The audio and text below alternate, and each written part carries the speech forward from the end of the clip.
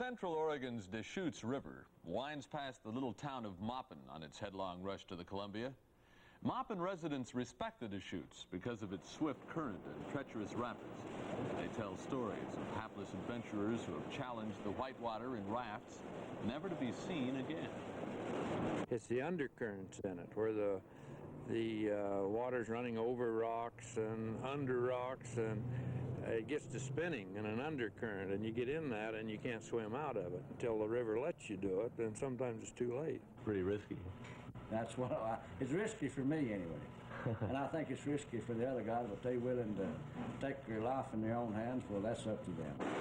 The river's record of tragedy never seems to dampen the enthusiasm of the daring. Rafters continue to risk their necks at Whitehorse Rapids, the Donkey Hole, and Boxcar Rapids. But almost nobody is thrill-hungry enough to tackle the river's most deadly obstacle, thundering Sherars Falls. The Deschutes landmark is an awesome spectacle, with tons of water crashing over the 14-foot precipice every second. Death lurks in the churning waters below the falls, waiting to lock unwary victims in a whirling pool of foam. That grim prospect discourages most red-blooded rapids runners, but not all. This month, the lure of danger proved wrong for 5 Portland men. But there is a chance that you might be maimed or lose your life even on this trip, so why are you doing it? Well, we've drifted the Rogue River, the Grand Ronde, we've drifted the Deschutes a couple of times, and we've been able to handle any rapids that we've ever been through. And I don't know, this is really, it's a cheat and death affair, but hell, it's not going to be that bad. We know where we're going, we know how we're going to take it, and the raft is stable, we're experienced. Teaching Mother Nature she can't fool with us. Do you think that there might be a chance that they might not make it through this? Well, there could be a real good chance. I'd hate to go over it. Why is that? What is your impression of the falls? Well, I've seen Indians go in, but they never get out, the ones that fish down there. It's safe, the boat's safe.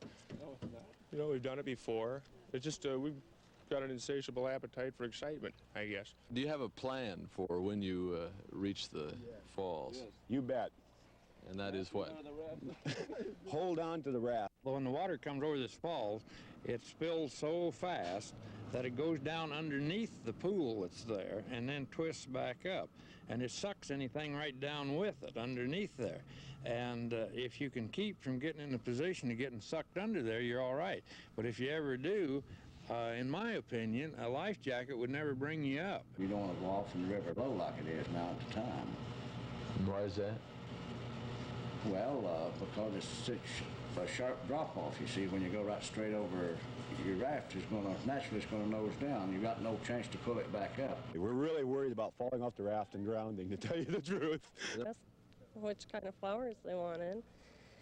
And he just kind of laughed and said, well, you only go around in this world once, and I'm going to go around Word swinging. of the quintet's daring plan spread quickly, and as the men sped down the river, a crowd formed.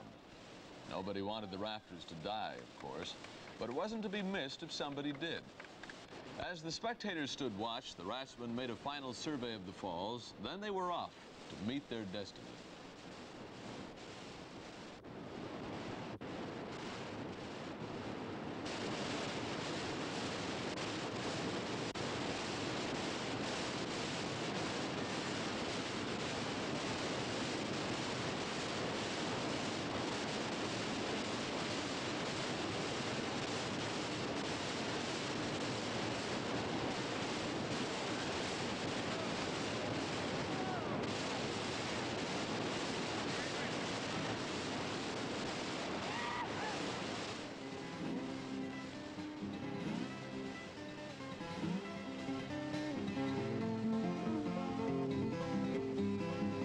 Scrambled aboard the overturned raft, and the crowd broke into spontaneous applause. They had conquered the river.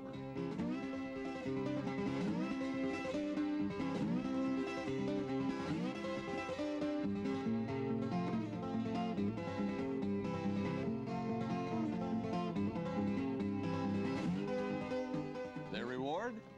Free beer at Maupin's Rainbow Tavern and some memories.